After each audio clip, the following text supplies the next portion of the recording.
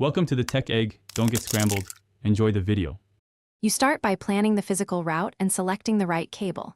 Measure the actual distance including bends, add 10% slack so you can move devices.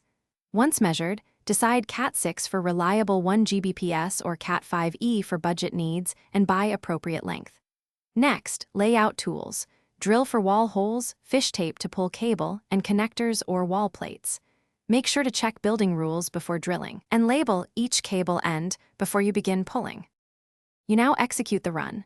Drill a small access hole at both endpoints, then feed fish tape along the planned path. Once the fish tape reaches, securely attach the cable and pull it through slowly, keeping the cable's bend radius gentle. Tight bends or stapling too hard causes signal loss. After routing, strip and terminate with RJ45 connectors or punch down into keystone jacks, using the T568B pinout. Test the link with a cable tester to confirm proper pairs and continuity.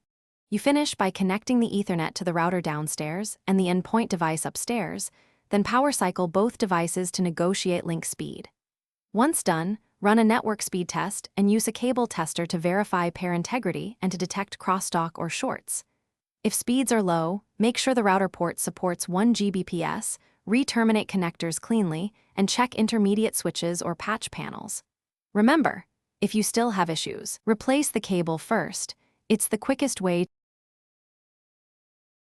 Thanks for watching. Consider subscribing if I helped unscramble your problems.